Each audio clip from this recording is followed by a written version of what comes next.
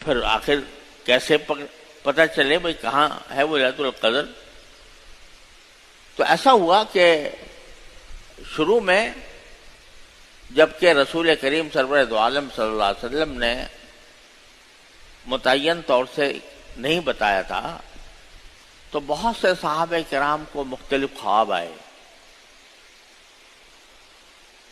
اور خواب کے اندر کسی کو بتایا گیا کہ 21ویں رات ہے، کسی کو بتایا گیا 25ویں ہے، کسی کو 27ویں ہے۔ تو رسول کریم سرور دو عالم صلی اللہ علیہ وسلم نے فرمایا صحابہ کرام سے خطاب کر کے، تم سب کے خواب جمع ہو گئے آخری عشرے پر، جس نے بھی لیلۃ القدر کو خواب میں دیکھا ہے وہ آخری عشرے میں دیکھا ہے، 23، 25، 27، 29، 21۔ اور مجھے بھی اللہ تبارک و تعالی نے دکھایا، اور ایسی رات میں مجھے دکھایا کہ مجھے بتایا گیا کہ تمہاری لیلۃ القدر اس رات میں ہوگی کہ اے نبی کریم صلی اللہ علیہ وسلم آپ اس دن پانی اور کیچڑ میں سجدہ کریں گے۔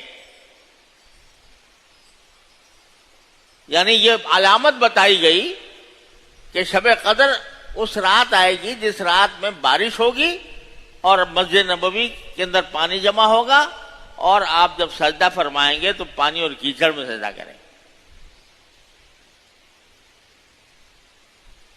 یعنی ظاہری حالت ایسی ہوگی کہ پانی ہوگا، کیچڑ پھیلا ہوا ہوگا، اور اسی کیچڑ کے اندر، اسی کیچڑ کی حالت میں لیلۃ القدر کے انوار برسیں گے۔ تو صحابہ کرام فرماتے ہیں کہ جب 20واں روزہ آیا جیسے آج ہے، تو صبح سے ہم دیکھ رہے تھے کہ کچھ بھی نہ کسی بادل کا پتہ تھا، نہ کوئی بدلی تھی، نہ کوئی بادل کا ٹکڑا تھا۔ اچانک دن کے کسی حصے میں گھٹا چھا گئی، بادل آ گئے، بارش برسی، اور پھر مسجد نبوی چونکہ شتیروں سے بنی ہوئی تھی، کھجور کے شتیروں سے، تو وہ ٹپکی، یہاں تک کہ جو نبی کریم سرور دو عالم صلی اللہ علیہ وسلم کا مصلی تھا جس پر آپ سجدہ کرنے والے تھے، اس پر بھی پانی ٹپکا۔ اور میں نے دیکھا کہ رسول کریم سرور دو عالم صلی اللہ علیہ وسلم کے نے پانی اور کیچڑ میں سجدہ کیا۔ تو وہ رات کون سی تھی؟ 21ویں شب۔ لیکن ساتھ ہی آپ نے یہ بھی فرما دیا، سرکار دو عالم صلی اللہ علیہ وسلم یہ بھی ارشاد فرما دیا کہ اب تم تلاش کرو اس رات کو آخری عشرے میں، اور آخری عشرے کی طاق راتوں میں، یعنی 21، 23، 25، 27، 29، اس میں تلاش کرو۔ کیا مانا؟ کہ بھائی اتنی بڑی عظیم نعمت تمہیں دی جا رہی ہے کہ ایک رات کی عبادت 1000 مہینے کی عبادت سے زیادہ افضل ہوگی اور زیادہ ثواب اس کا ملے گا۔ تو اس نعمت کو حاصل کرنے کے لیے تھوڑی سی کوشش تو کرو، ایسے گھر بیٹھے مل جائے گی۔ اگر پہلے سے بتا دیں کہ بھائی فلاں رات ہوگی تو بس اسی رات کو جاگو گے، باقی ماشاءاللہ سوتے رہو گے پڑے ہوئے۔ تو ذرا تھوڑی سی محنت کرو، اس کو محنت کیا کرو کہ ہر طاق رات میں عبادت کرو، اس احتمال سے کہ شاید یہ شب قدر ہو۔ اور احادیث اور روایات کو مد نظر رکھتے ہوئے جو بات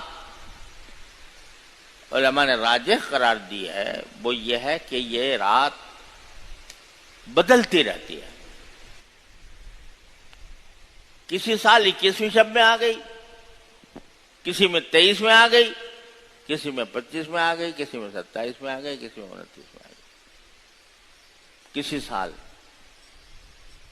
تو رسول کریم صلی اللہ علیہ وسلم کی جو حدیث میں نے آپ کو سنائی 21ویں شب کی، اس سال شب قدر 21ویں تھی، 21ویں تاریخ کو تھی، 21ویں شب میں تھی، لیکن بعد میں بدل بھی سکتی ہے۔ آپ نے ایک مرتبہ 27ویں شب کو بھی فرمایا کہ یہ شب قدر ہے۔ حضرت ابی بن کعب رضی اللہ تعالیٰ عنہ قسم کھا کر کہتے تھے کہ میں جانتا ہوں کہ شب قدر 27ویں شب ہے۔ تو کسی شب میں آپ نے اس کے بارے میں فرمایا، حاصل کیا نکلا کہ ہے تو ایک رات، مگر اس کی فضیلت حاصل کرنے کے لیے تم 5 راتوں میں جاگ کے کوشش کرو۔ 5 راتوں میں جاگو گے تو کیا ہوگا؟ اسی میں کوئی نہ کوئی شب قدر ہوگی اور اس کی فضیلت حاصل ہوگی۔ چنانچہ یہی محمد کا معمول رہا ہے کہ وہ ان 5 راتوں میں اہتمام کرتی ہے، جتنا ہو سکے جاگنے کا، اللہ تعالیٰ کی عبادت کرنے کا، تاکہ شب قدر کی فضیلت حاصل ہو جائے۔ اور یہ بھی سمجھ لیں کہ آدمی جس جگہ موجود ہے، جس ملک میں ہے، جس فضا میں ہے، جس افق پر ہے، اس افق کے لحاظ سے جو 21ویں رات ہوگی یا 23ویں ہوگی یا 25ویں ہوگی یا 27ویں ہوگی، اس کا اعتبار ہے۔ اب مثلا سعودی عرب میں 21ویں شب گزشتہ رات ہو گئی تو وہاں اسی کا اعتبار تھا، اور ہمارے ہاں 21ویں شب آ جانے والی ہے رات کو انشاءاللہ، تو ہمارے لحاظ سے یہ 21ویں شب ہے۔ تو اس کو آدمی اپنی عبادت میں خرچ کرے۔ ان 5 راتوں کا سوال ہے، معاملہ ہے صرف۔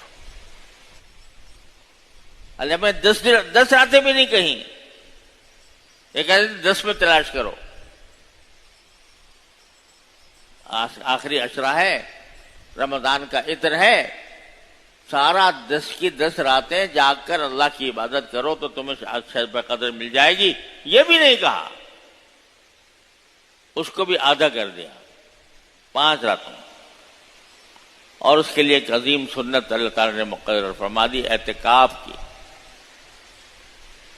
کہ آدمی اگر اعتکاف کرے آخری عشرے میں تو اگر فرض کرو سوتے ہوئے بھی گزر جائے شب قدر تو اعتکاف عبادت کی حالت میں ہوگی، کیونکہ اعتکاف بذات خود عبادت، چاہے آدمی سوئی کیوں نہ رہا ہو۔ تو اس لیے شب قدر کو حاصل کرنے کی فکر کرنی چاہیے، اس کے اندر اہتمام کرنا چاہیے، اللہ تعالیٰ کی طرف رجوع کرنے کا۔ کیا کرنا چاہیے شب قدر میں؟